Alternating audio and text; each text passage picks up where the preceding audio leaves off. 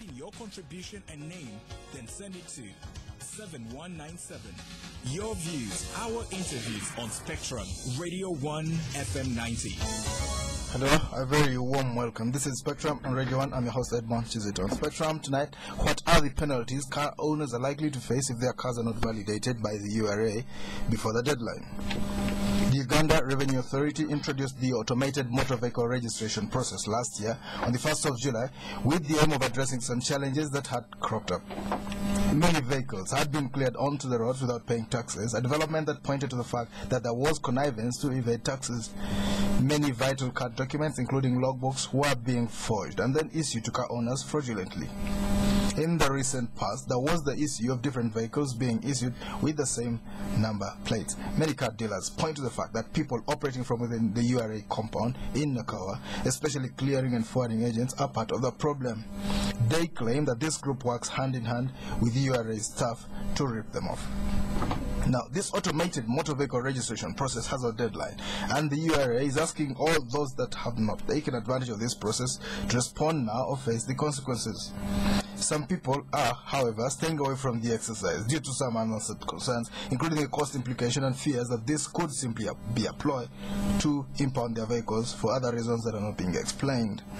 Last year, the URA indicated that it collects about 63 billion shillings annually, or 1.3% of the total revenue from vehicle registration fees and licenses alone. URA has been recently registering shortfalls in revenue, and this automated and online system is expected to raise collections. So tonight on Spectrum, we'll look at this ongoing car registration exercise to ensure that you get to know just what you need to do before the deadline. Our guests tonight, Ms. Sarah Banage, Assistant Commissioner in charge of Public and Corporate Affairs. You're most welcome, Ms. Sarah Banage. Thank you very much. We're also joined by Mr. Gary Chizito, Supervisor, Business Process Analysis in the Process Management Division. You're most welcome, Mr. Chizito. Thank you, Edmund. Sarah, what is the automated motor vehicle registration? Thank you, Gary. The automated motor vehicle registration, which we are calling the validation, is really, in a very simple term, getting all the information we've always had in the files, because every car on the road has a file at the office, and that has been a manual system for all the years that it has happened.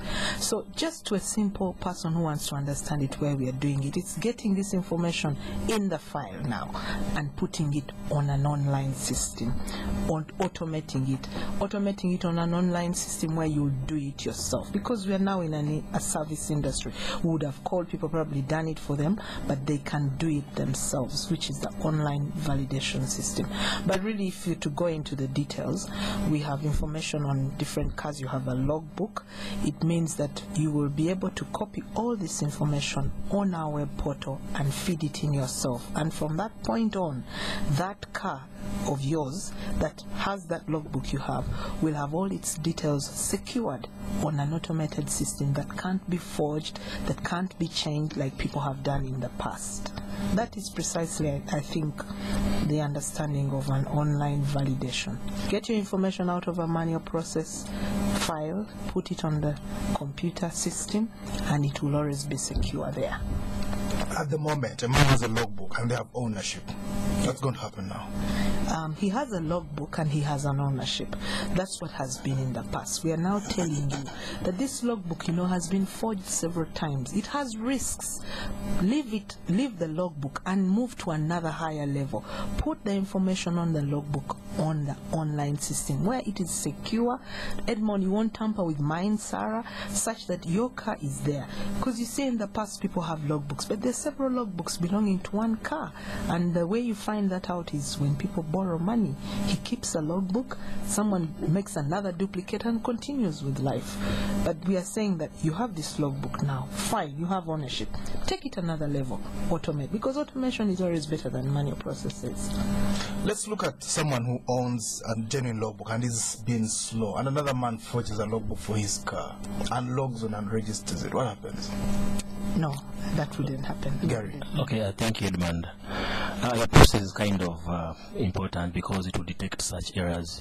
If you forged a logbook, I'm assuming when you forge one, you also change the name in the logbook, right? So you call a vehicle yours. So you go on the web and capture the details into our system. When we get that information on our side, we get back the physical files where we have this information on first-time registration of the vehicle. Once we detect there is a mismatch between the information you're giving us and the information we have on the file, we always call that vehicle for physical inspection. We'll call it, and then we shall interview you, we shall inspect the vehicle, and then you'll have to answer some questions to that extent. So if the vehicle is not yours and you do it, we shall always invite the vehicle for inspection. So in that way, you won't be able to do a vehicle that is actually not yours for that reason. And some people sell vehicles and they don't have them transferred into the buyer's names. Yeah, this is a big problem actually, because we have cases where a person actually bought a vehicle that exchanged hands over about 5 times. That's the norm most times. Yeah, but especially for old vehicles, second-hand vehicles. Yeah, the URA requires the seller to transfer a vehicle within 14 days after the sale of that vehicle. But it has always happened in our country that people never transfer those vehicles. But the law requires, and the onus is on the seller. It's never on the buyer. But the practice is that always the buyers try to chase the transfer of the vehicle, but the seller has the onus. So in the cases that you do not, you bought a vehicle, but it has never been transferred into your names, first thing is to locate the seller of that vehicle. The registered owner in the URA records, who does URA know as the registered owner of this vehicle, you will have to go back to that person to initiate the transfer of that vehicle into your names. Other than that, there's no other way you can transfer that vehicle into your names. Because look at the situation, you come and tell us, I have this car, it belongs to me, and you don't know who the seller was, or you don't have the records of the seller. How sure are we it's not a stolen vehicle that you're trying to claim? You get it? So we always need to kind of corroborate the information with the seller of this vehicle before you transfer the vehicle into your names. So when you do this online registration, all you have is a piece of paper. That's what you have, an A4 sheet, about 80 grams. That piece of paper is actually a logbook. It's like a registration book. What we're actually informing our people is that they should move away from looking at a piece of paper as a value of the vehicle. The value of the vehicle belongs to the information in the URA system. I mean, as Sarah has told you, you could find a vehicle with 5 logbooks. I mean, which one do you think is the rightful logbook of this vehicle? The rightful owner can only be determined by looking at the URA records. So when you have the logbook, but the URA information is reading different, you are not the owner of the vehicle. It's all the information in the system. So we have to advise our people, the vehicle owners today, that the ownership of the vehicle is determined by information in the URA system. Not necessarily what is in a logbook or a paper for that matter. And this is why most money lenders actually have got it wrong. They've always been relying on just looking at a paper or a logbook, and then you believe this is security, and then you give a loan. By the time you go to they tell you that was a forged logbook. That was not the owner of that vehicle. What do? URA is not to blame for that case. So that's why we insist and inform all vehicle owners and people who are transacting around vehicles. The safest information about a vehicle is what belongs to the URA information system, not in the logbooks. Sir, I mean, like you mentioned, many people use these logbooks to borrow money. What's going to happen? In the past, he walked in with his card and he was short of money. What's going to happen? Actually, the people who lend money are very happy with us because, you know, now that the information is on the system, it can't be tampered with. That's why you and I and everybody out there has to ensure that their car details are now on this system, because the owners, the people who lend you money, are just punching from anywhere. You come borrowing money and showing him all that paperwork. His only proof is to check if those details URA knows them. So he just goes onto this system, and that's why it's a self-service thing. You go onto this system, check, does that Lexus belong to Sarah? And you'll see it all there. So they are now going to, they're actually very happy, and they are the first people who embrace this. And so you and I who want to borrow money have to put our cars on this system in order to be able to borrow money. It's the proof that you have, not the papers anymore. Well, but a man could borrow 10 times from 10 people and then take the next plane to Canada. Okay, maybe in that situation, the onus is actually always on the person who intends to give the loan. It's always important, before you give the loan, verify whether this vehicle doesn't have a caveat caveat on it, or encumbrance. Understand that caveat. An encumbrance means that a third party has interest in this vehicle. Usually what happens, a man comes to you, a money lender, yes, with his logbook, with his data, he checks it and it's genuine, he gives you a loan. The car is worth 30 million, he gives you 10 million. Okay. Okay, what happens, first time if a person comes to ask for a loan and presents a logbook to you, as a money lender, to secure your money, first move to URA and confirm that this is the owner of this vehicle, and that this vehicle, yes, that can be done online, and that this vehicle has no encumbrance. No other person has interest in this vehicle. Because if you don't do that, you may end up giving a loan against a vehicle which already has an encumbrance, and you end up fighting people with interests in the same vehicle, and the man disappears. So, to secure your money first time, call the URA system. Find out does this vehicle have an encumbrance or a third-party interest. If not, then proceed and grant the loan. If not, then inform this person that you know this vehicle already has an interest in it, so perhaps I may not be able to give you my loan until this encumbrance is cancelled. Then I can proceed. That is security enough. What have not been there before? Because people have been actually going on the street to get another copy of a logbook, go to another money lender, get another loan, get another copy of logbook, go to another money lender. So we found the vehicle having about 5 loans. That has been a problem in our old system, which we want to help the people in business today. Listeners, this is Spectrum on Radio 1. Tonight, what are the penalties car owners are likely to face if their cars are not validated by the URA before the deadline? We have the experts, Mr. Banage, and Assistant Commissioner of Public and Corporate Affairs at the URA, and Mr. Gary Chizito, Supervisor, Business Process Analysis, at the Process Management Division. You two will be able to call in and ask them questions direct. Let's talk about encumbrances. Do you have a system for managing these encumbrances? Someone goes to borrow. They send. Do you have a process for that? Yeah, we do. We do have a process for managing encumbrances. First, we have a process of registering an encumbrance into a vehicle. You make an application and you say, I have an interest in this vehicle. Then you state the reasons why you have an interest in that vehicle. Have you given the vehicle owner a loan? Are you a person perhaps in a relationship and this is your husband, and as a wife you have interest in this vehicle? So, always you can register your interest. There is a fee that is payable for registering an encumbrance, and that's about 20,000. Now, once you register an encumbrance in that vehicle, it means that we can never transfer that vehicle into any other person's name, and until the person who places that encumbrance has actually cancelled that encumbrance. Well, but how do you validate an encumbrance? How do you validate? Like I meet a woman at the weekend, gives her a lift, and then she comes to you and says, this man is my husband. I don't want him to sell this vehicle. Of course, at such levels, we don't have to move very fast. I always have proof from court usually. It's quite easy when you're dealing with businesses and companies like you can give a lift to a woman over the weekend, and then she goes to your own Monday and says, this man is my husband. I met him and spent 30 minutes with him. Well, that person might have to prove the reason about that. How do they do it?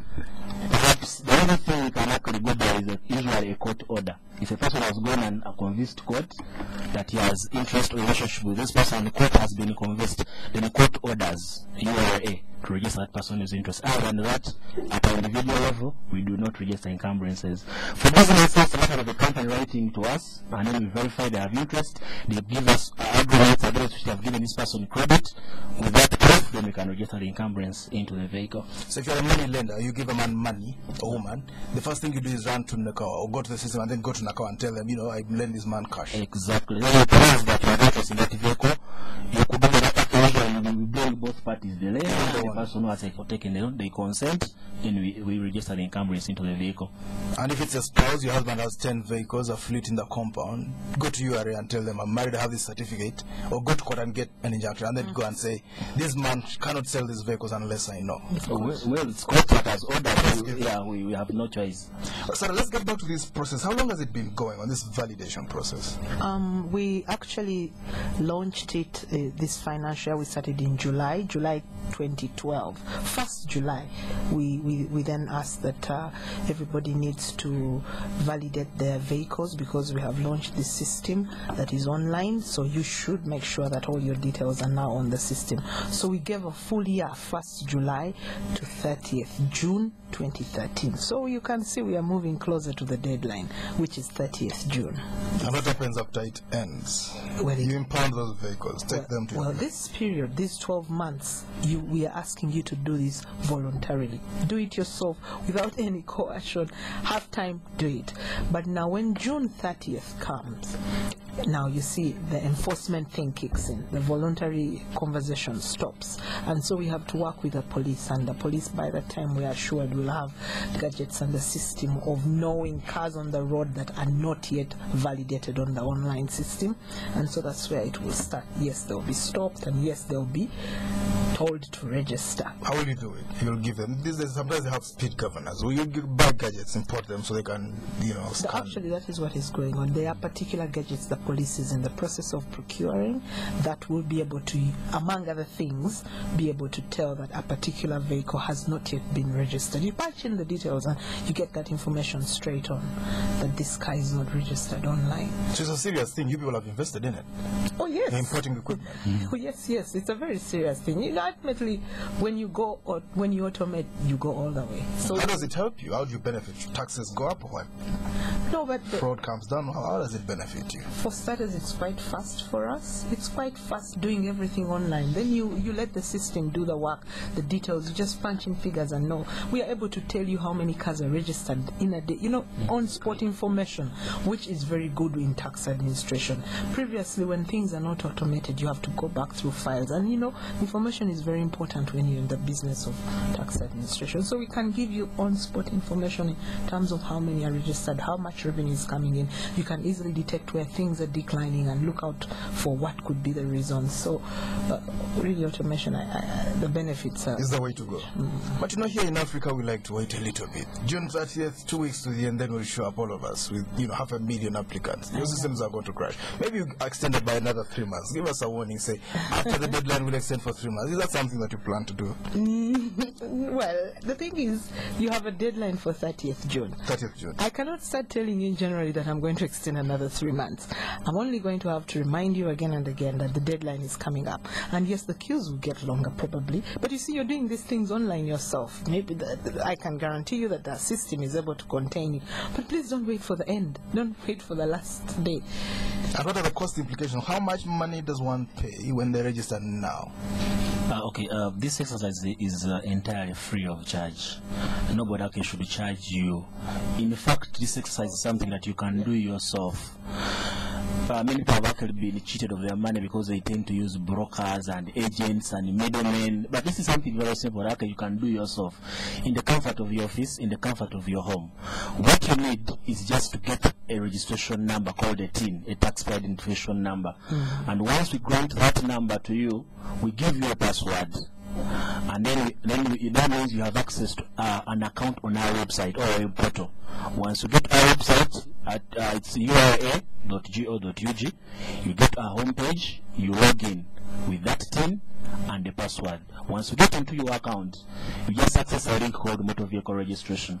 You click a link and it opens for you a form that requires you to enter details that appear in your logbook. Yes, chassis number. Exactly. Enter chassis, color, model, make.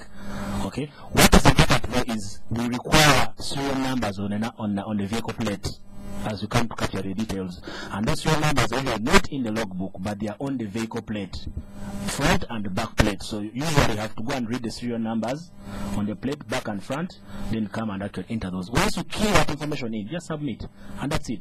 We'll give an acknowledgement immediately to tell you that, okay, we have received your application. And within about 24 hours, we'll have validated that information, and then we send you a notification by SMS and by email once we have approved that. You come with your old book, and then we give you a new book. So you actually give a physical book. We give a physical book, a physical registration book, and it's free of charge. What does it look like? It's embossed. Is it got silver coloring on one side?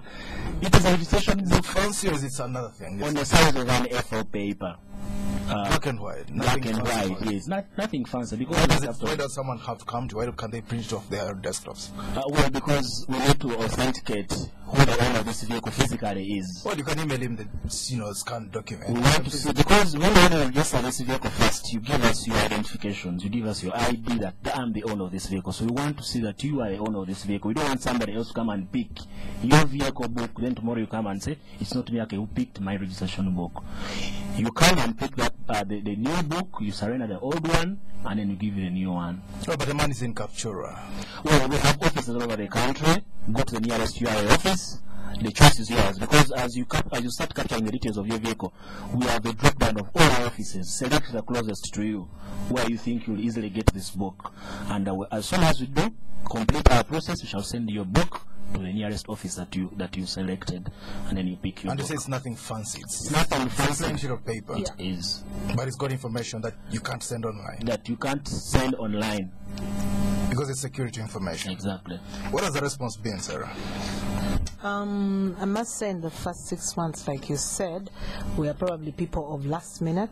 The response has been slow, but now that we are beginning January, we're seeing people pick up. But the first 6 months, because we launched in July to December, it hasn't been as good as we would have expected. But also we didn't really expect, we know the kind of people we are dealing with are going to come in these last 6 months. African men and women. They wait till Christmas to do everything. Yeah. So we are beefing up around March, April, May and June. June. It's We such know a flood. Exactly. And give us some figures. How many people register, percentage-wise? There are some figures. One of the reasons why we are doing this exercise is precisely because we don't know the exact number of vehicles in this country. You don't know the As figures? per the old records. Really? We are not sure of that number. So that So this means, is the motor vehicle census. That means You've carried out several. that means in terms of percentages of how much you have registered, that can be very hard. But in terms of absolute figures, since July last year, we have managed to register about 30,000 vehicles onto our new system through this exercise. That's a small number. This is a million cars. Perhaps, sir. And just like Sarah said, you don't understand to be last minute people. So we expect the numbers to begin growing in the second half of this. Seems to be an second half of African the thing. I financial could be year. wrong, but we seem to wait for a long time. Yeah. What happens again? Take us through the risks. Suppose you don't register. What happens? August 1, July 1st, you said July 31st, the day after. What happens? The deadline is now come June June 30th. 29th, June 30th. We'll go through the system. But July 1. July What 1. happens? You wake up You in see, the morning. between now and July, like I said, we are doing a lot of work with the police. It Becomes a police matter all of a sudden. Yes, it does. Because they are the only ones who will enforce it on the roads. Come July 1, it becomes a police matter. This thing I'm telling you about, that you have the will, the voluntary will to do the work online yourself, then someone has to kind of push you because he's inconvenienced you slightly. So July 1, 2013 is a police matter. Yes, Does it's not an matter. inconveniencing matter. Does not matter how much money you spent on your car. Won't you spare the ones who drive big cars, for instance? You only get the old ones. No. You see, you need to register your car online. And that man who's trying to validate will just be punching in whether the car is big, small. One thing that has to come out very clearly, people think that the motorcycles should not validate their information. Even borders? Yeah. Yes, this exercise is so much for motorcycles as it is for the vehicles that are on the road. Even motorcycles will have to take their information because we have their files. They have to take that information on the system. Borders. Borders. Going online. And registering the other. Exactly. I mean, that's the only way we'll keep a track of how many motorcycle borders. actually is a vehicle. It is a vehicle. Carries passengers. And it's the owner who's And supposed it's to do that. yes, right. And it's property that you can own. Anything that is property to you should be registered in your name, in your team. So they But will these are have, small things. Maybe we should just let them go. And we need them in the capital. You know what happens in our city. whatever the purpose they use them for, the law is very clear. It's a vehicle, it's property, it must be registered. And we must know who owns each vehicle, each motorcycle, each vehicle in the country. So it's a requirement, including motorcycles. That's going to be a very interesting statistic. I spoke to a man the other day, a border man. He said, my boss owns 1,000 of these, and he's a senior person in government. And actually, the biggest Give me the name, which I won't say now, and he owns 1,000 border. I never even thought this could happen. In fact, the biggest risk is that most of these unregistered motorcycles are the ones that are responsible for most of the accidents caused on the roads. And we cannot tell as URA who owns that motorcycle that is responsible for that accident. I mean, how can we fail to explain who owns this motorcycle or this motor vehicle? So this is one of the remedies. Each motorcycle, each vehicle must be known who the owner is, and it's a requirement by law. And we are, as the licensing officers, we are mandated by law to keep a register of all vehicles operating in the country. And we believe with automation we'll be able to tell you right from the minute you want how many motor vehicles do you have in the country. Something we cannot really do now. All right, this is Spectrum on Radio 1. We're going for a break. We'll be back. Stay tuned. Uganda Communications Commission is currently conducting nationwide mandatory SIM card registration. Register your SIM card in a few easy steps. Visit your telecom operator's customer care center or any other designated registration center and provide your phone number, a copy of a valid ID or any other valid ID with accompanying photographs such as a passport, driver's permit, voter's card, or a letter from your LC. Information on your physical address or residence will also be required. SIM card registration protects mobile phone users from incidences of fraud, incitement, terrorism, and hate messages, among others. Please note that SIM card registration is mandatory, and those who fail to register risk having their SIM cards deactivated. The registration deadline is 1st March 2013. All information shall remain confidential. Let's make communication safe. Register your SIM card today. The Call of the Wild this Valentine's with Reds. Buy Reds and win a getaway for 2 to the Wild Waters Lodge, plus other amazing prizes. See present posters for details or visit your favorite bar or supermarket. Happy Valentine's Day from Reds. Crisp, clean apple taste. Not for sale to persons under 18. Chukawanange, wow! This is a really nice place. So is there something you wanted to tell me, honey? Sweetie? Uh-huh. We've been together for a long time and... I want to take this to the next level. And I think we need to start by dialing 135*1#. Huh?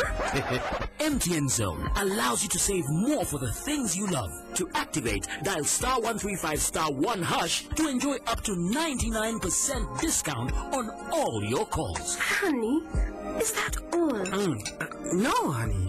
We should have ordered for more soup, huh? Wait up. MTN. Everywhere you go. Spectrum on Radio 1 FM 90. Welcome back on Spectrum tonight. What are the penalties car owners are likely to face if their cars are not validated by URA before the deadline? Our guests, Ms. Sarah Banage, Assistant Commissioner Public and Corporate Affairs at the URA, and Mr. Gary Chizito, Supervisor Business Process Analysis in the Process Management Division. You will be able to call in and contribute to this discussion. Could you take us through these processes once again? What exactly do you do? What kind of information do you ask for, and so on and so forth? And if I can't access your website, where do I go? Okay, first and foremost, what is key is that you must have a taxpayer identification number or a TIN. That's important. And how do you get that? How do you get this? Again, we've made the life so simple. You can apply for this online. Again, on our homepage, there is a link that you can access. Your homepage is what? It's at ura.go.ug. Download an application. It's an Excel template, very easy. If you're working in a cafe, you don't need to fill this form in a cafe. Download it and save it to go home. You don't need internet to fill this form. Fill it Excel. Questions are very simple. What's your name, date of birth? Why do you need this TIN? I need to register this my vehicle. Such questions. Where do you stay? Your location and residence. And then we'll submit this application again online. And once we get this information, then we shall give you a TIN. Like I said, we'll give you a TIN plus a password that gives you access to an account on the web. Where do you go for help in case you want, you have any issues? You could get stuck in the middle. You could get stuck in the middle. We have a toll-free line that actually you could call, which is 0800. It's 0800. Yes. 11. Yes. 7000. 117. That's easy to remember. Yeah. Say it again, please. 0800. Yes. 11. 7000. 7000. 0800 11700. Yes. I hope they will be able. Yeah, but we also, have other lines. just in case that is busy and you can't get through because of the traffic and what have you, there is a one that is not toll free, but still the error is there. 04 17, and then you have 444 602. You can replace the 2 with a 3 or a 4. Still, you'll get to us. 2 up to 4. Yeah, those who can use mail can send us an email. That number again, 041. 0417 444 Yes. 602. Up to 4. Up to 4. Right. Those who can send us a mail can send us an email on services@ura.go.ug. Which always be there at your service to help you. In fact, also very important, we actually go out. We don't have to sit in our office and wait for people to come. You go looking. We actually go out and help them. We even carry out workshops, like we carry out tents, for example, at Garden City. We can come at the park in a place where we are sure. You've moved the logbook, we shall just help you do this. Actually, right now, this week as we speak, starting Monday, we are outside the Diamond Trust. We have a validation camp outside Diamond Trust. Outside in the roadside, we are outside there. So outside Diamond Trust? Outside, that very busy place as you keep walking What down. are you going to do? There's no space there. No, we have a small, we don't need a lot of space. We just need a few computers and, just a little tent. I don't need an open place. You park vehicles and count them physically. No. Now, validating the vehicle, all you need is, because you have a little, it's something you're doing on a computer. We have a few computers there. You just come if you don't have a team, you can do it there and then. Basically, it's having the office on the roadside to catch the people walking by.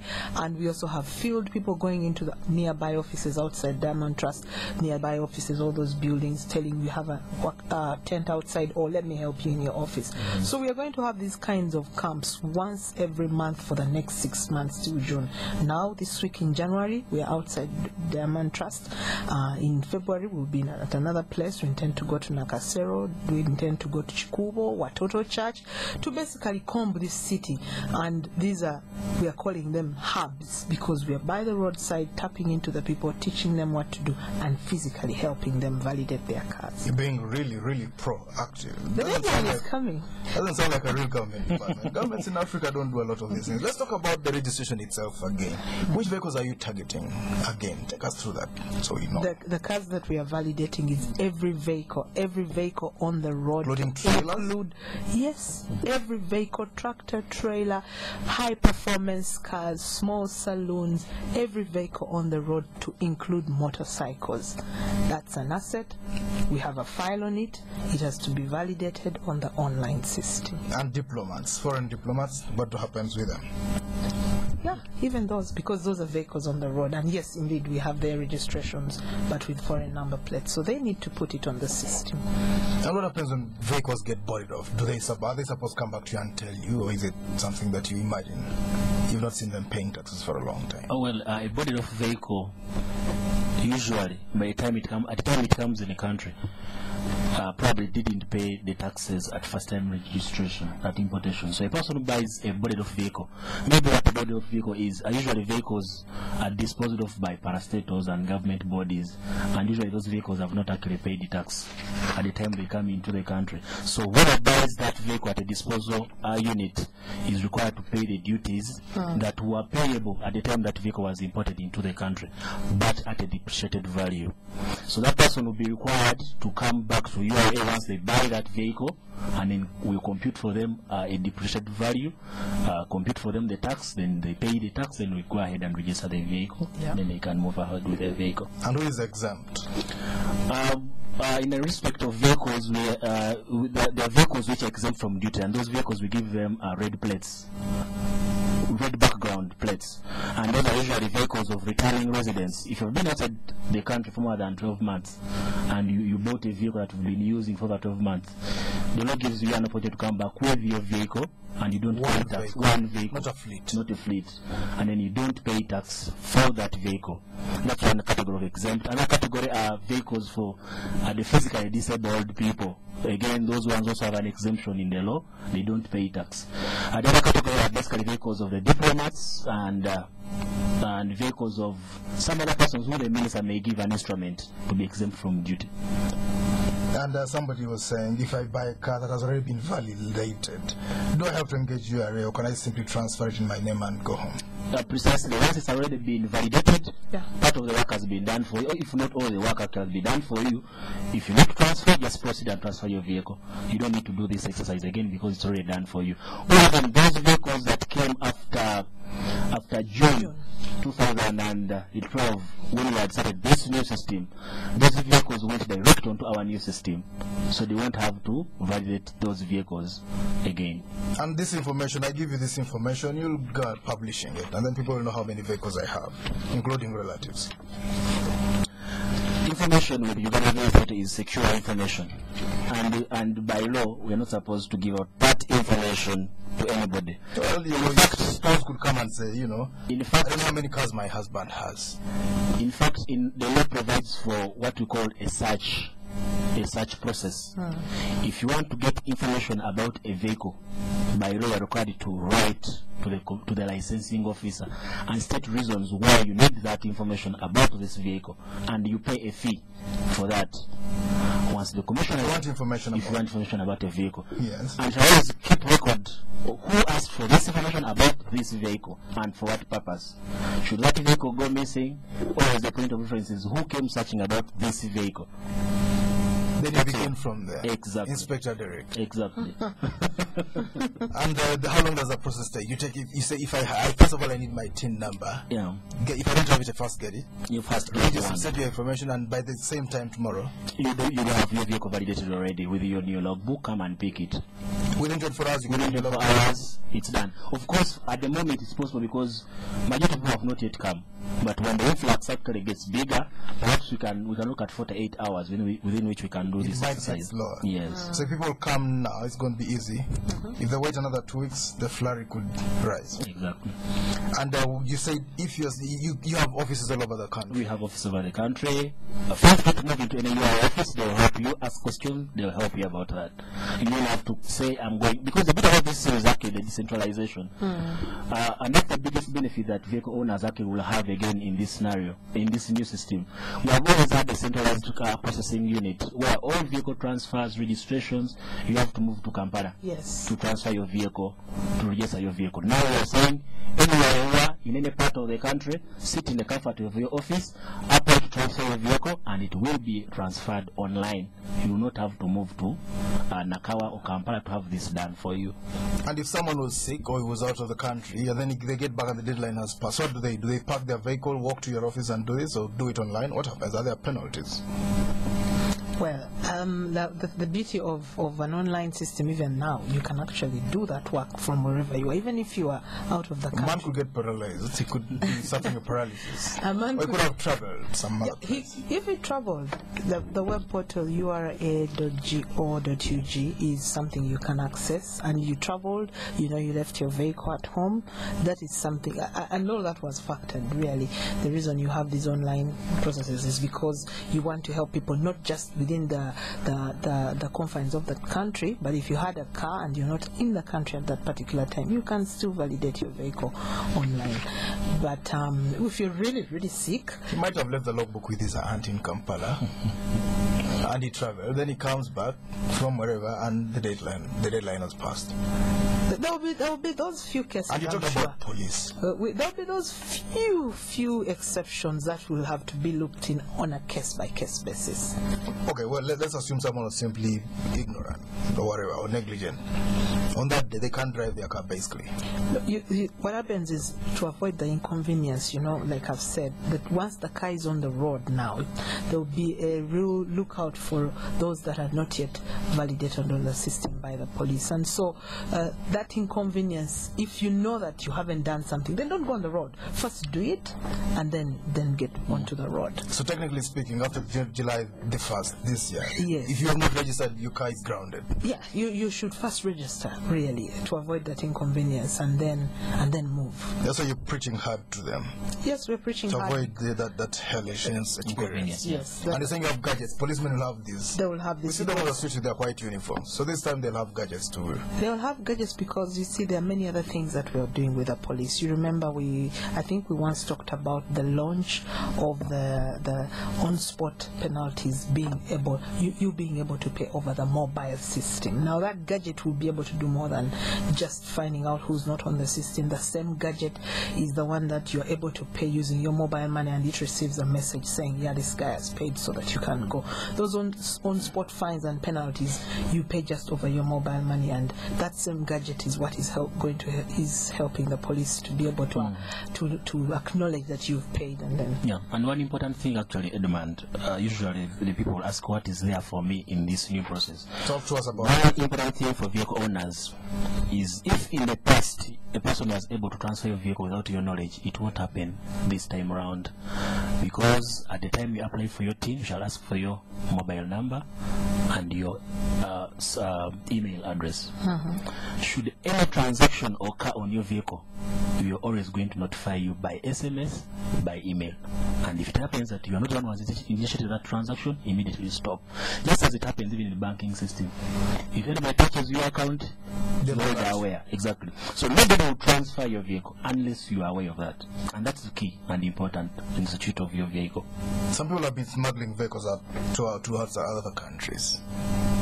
It's been happening, but I don't know, because this time around, every vehicle that comes into the country will have to be get onto the register for vehicles.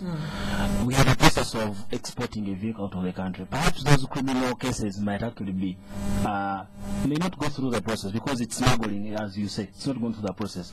But again, I think managing our borders in that case would actually be important for us to know what goes out and what comes in.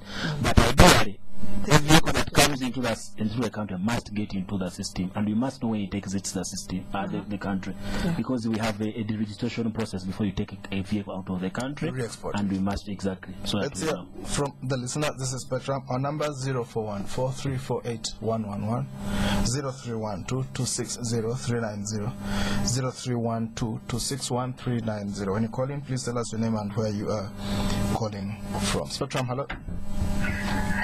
Yes, please, your name? Yes, my name is Joseph. I have two questions. The first question, I appreciate what URA is doing, but like land, cars are assets. The land, what's it called? The land registry is currently doing a computerized system for the titles. And I'm just wondering, why doesn't URA do the same themselves, since they have the authentic documentation for the cars, as opposed to us validating it? We have to come back to them in case there's an issue. The other thing is, I recall there was a time they got all our cars to one place. I don't remember whether that was a validation, where you had to have a sticker on your car. I think they can clarify that for me. And then the second question is around the TIN numbers. I recall we were asked to redo our TIN numbers, or something that didn't get that process done. So what happens in this case? Will the old TIN numbers still be valid? Thank you. Spectrum, hello. Please switch off your radio and then talk to us. Yes, hello. Yes, sir, your name? Come again? Good evening, sir, your name? This is Andrew. I have the question now. There's a category of people who probably have cars about 10 years or so, 10 years ago, assuming it's a UAD series. This guy could have had over 6 transfers before, probably this or 6 times. And probably not transferred. Now, my question is, if you are caught up in a situation like that, probably the original owner has died, and or you can't actually trace the original owner, but you have an agreement from the most recent owner where you got it from. Why can't you use that agreement to validate the Interesting question there. Really interesting. Because I think a lot of people fall in that category. What happens to those dozens or scores of vehicles? Spectrum, hello. Hello. Yes, sir, your name? Good evening, my name is Gerard. Yes, Gerard. My question is similar to the previous one. If you have a vehicle, maybe you bought from the recent seller, also bought from someone that he did transfer, and you have also not yet transferred. So how do I start and how do I go about that? Spectrum, hello. Good evening, morning. Good evening, sir. Your name? Kalama Christopher, I'm calling from Rosina. Now, my question to those people of URA is just one. Well, how come that, you know, these motorcycles, they have one number plate and it's behind. Don't I just want, if a motorcycle makes an accident and they tell you to look for that motorcycle, they wait for you the number plate. Don't that you have to get, by the time you get it, you have to bypass you. My question is, why don't they introduce a system where the motorcycles also have two number plates? The front one and the behind one. Interesting. Spectrum, hello? Yes, your name? Good evening. Good evening, ma'am. Spectrum? Yes, this is Spectrum. Your name, madam? I'm Anna. Yes. From Bogolodi. Yes, Anna. I have an issue with a certain vehicle which knocked our vehicles. Actually knocked almost like 5 or 6 vehicles. The driver took off. And when we tried to contact URA, we didn't get the particular phone number of the owner of the car. We got the names, but we couldn't get the contact because the car is abandoned and we are unable to get the owner. So we know the names, but we cannot get the contact. So I would wish to know how they can get such information. Thank you very much. Thank you, Anna. Spectrum, hello? Hello? Yes, sir. Your name? Yeah, this is Samo Martin. Yes, Martin. My question to the URA guys. One is which act of parliament currently governs electronic transactions under which it falls? Spectrum, hello? Hello? Please switch off your radio. Your name? Hello? Hello? Yes, your name? Yeah, Dennis. Dennis, yes? Yeah, I'm calling from again. First, there's an issue with reason for being actually, I've said this place. Secondly, could they come again with a process of registering this vehicle online? Spectrum, hello? Hello? Yes, your name? This is Lawrence from Tonga. Lawrence, yes? Yes, anyone? Yes, Lawrence. Well, if I want to use to what kind of documentation do I get for a money to someone who, like, a money lender, bring to, like, because the other they have been giving out the other documents, but right now Okay, let's get straight back to the studio. Gary. Yes, Edmund, thank you very much. Someone was asking with this automation, I think that was Josephine. She was wondering the lands registry is automating. Why don't we? Actually, we are in the process of automating with the lands registry. And like I said, already we have what we call stamp duty, which is a tax or which is a duty payable on a on the transfer of land. Meaning that before the registry transfers your land, they usually have to pay a stamp duty. Now, which is paid in URA. We are already automated in that area. Now, this is another area actually that we are going to make sure all transactions between government ministries and departments and MDAs are automated. We are doing with the Ministry of Internal Affairs, that's Passport Office. We are doing with the Ministry of Finance. We are doing actually all of them. So I can guarantee that this is one thing that we are going to do to the satisfaction of our taxpayers. She also wondered whether the old terms will actually be valid. The old term is one that usually starts with a P for a personal tin and a B for a business tin or a D for a diplomatic tin. And those things actually had, they had numerals and alphabets. Now those things have ceased to be used in URA, and now we are giving new tins which are just numeric tins. It's just a 10-digit number, and that's your tin. So if you have an old tin, then you actually have to come and apply. Don't come, go online and apply for a new one. Okay. I also asked whether URA has been sold 6 times, and perhaps he cannot trace the original owner of this vehicle. Perhaps the person has died or untraceable. Now, again, our laws are very clear. If you cannot trace the owner of the vehicle and the person has died, process is simple. Make an advert in the newspaper, any public newspaper, and call on this person and say, wake up from the dead. Wake up from the dead, and say that if you are anywhere within this country, I bought this vehicle, please come and help me initiate a transfer of this vehicle. If after 14 days the owner does not appear, you get your cut out from the paper, go to an affidavit with a lawyer, and then the lawyer help you go to court, and then court will grant you an order.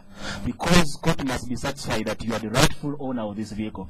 You don't have a situation where a person comes and says, this is my vehicle, and another person comes and says, I have never sold this vehicle. So to protect ourselves, court must order, after satisfaction, that we should register this vehicle into your name. So that's the simple process. Then Christopher asked about the motorcycles. How about border borders? Where should they have 2 number plates? Unfortunately, according to our laws currently, we only provide 1. Perhaps this is a proposal. I have 1 number plate. I wonder how I shall put the second one, the front one. Because the man will carry it on his chest. So perhaps if it is a viable option, we'll go and discuss and see if it's possible to do this. Then Anna in Bugolobi says her car was involved in an accident and she came to URA and could not get some contacts except the name of the vehicle owner. And again, this is one problem we are trying to do away with. Because of our manual processes, we have been lacking key information about people. And this could be the reason why she came and she could not get information about that person who owned that vehicle. So the beauty in this new system is that we get all such information when a person is applying for a TIN. Your contacts, and we make sure they are mandatory. We don't give you a TIN until you give us your contacts. Or your next of kin, your alternate contact person, your referee. We get all this information about the person, so that we make sure you can get to the person whenever we need them. And in this case, I think Anna's problem would actually be solved. So we need the validation exercise to be done. All right. Martha is going to ask which act of parliament governs it has. We have laws that have already been passed by parliament. We have the Computer Misuse Act already, which was passed by parliament. Any person who misuses a computer, there are people who are very good at trying to see if the computer can respond to what they think is right. So you don't have to misuse the computer process, because there are laws and the penalties there that can actually be invoked in case you don't use that process very well. Then one gentleman asked us to give again the process of re-registering or validating the vehicles. Yes. We shall come back. I guess we'll come back to that one. But there's one who asked about what document does he give the lender. The document is still the same. It's again the logbook. You say you'll give them another one at your offices. We are going to give them, this exercise has not done their manual logbooks. We still give logbooks. Will it be more sophisticated than the current one? Or let's get some idea about that. You know, people's minds, they hold that document and they feel powerful. Well, the thing is, we have been giving you an A4 paper like this. Yes. We are in the process of looking for maybe different paper, but it's not very sophisticated. We're going to change it a bit, but really what the money lender needs is whether that vehicle is yours. And if you've validated it, let him just cross-check that information on the web portal. That's precisely it. And the encumbrances will be registered. So man cannot borrow from 20 people. Exactly. The encumbrances will be there. So this paper just helps you remember your details. Right. But let the money lender check on the system. Yeah, maybe just quickly to go through for this gentleman who requested us. First with the 10. You go to our website ura.go.ug, download an application, fill it in and submit it online. We'll give you a TIN and a password. Once you give those two, get back to the web again, log in, locate the record motor vehicle registration, and then submit your information from your logbook, and then submit on our web. Thank you very much, dear guests. Ms. Sarah Banage, Assistant Commissioner of Public and Corporate Affairs, thank you very much for coming to Spectrum tonight. Mr. Garich is the Supervisor, Business Process Analysis, in charge at the Process Management Division. Thank you for tuning in. I've been your host, Edmond Chizito Spectrum. We'll be back tomorrow. Up next is the news in English. To all our Western Union customers, do not become a victim of fraud. There are many ways fraudsters are using to target unsuspecting people. Do not proceed with your transaction if it's to a grandchild, friend, or family member for an emergency situation you have not personally confirmed. Someone you personally don't know or have met online could be a fraudster. Remember, the money transfer can be paid out to the receiver within a short time, and after the money is paid, you cannot obtain a refund from Western Union, even if the transfer was a result of fraud. Only use Western Union for sending money to friends and family. Western Union, moving money for better. Wow, this is a really nice place. So is there something you wanted to tell me, honey? Sweetie? Uh-huh. We've been together for a long time, and I want to take this to the next level. And I think we need to start by dialing 135*1#. Huh? MTN Zone allows you to save more for the things you love. To activate, dial *135*1# to enjoy up to 99% discount on all your calls. Honey, is that all? No, honey. We should have ordered for more soup, huh? Waiter! MTN.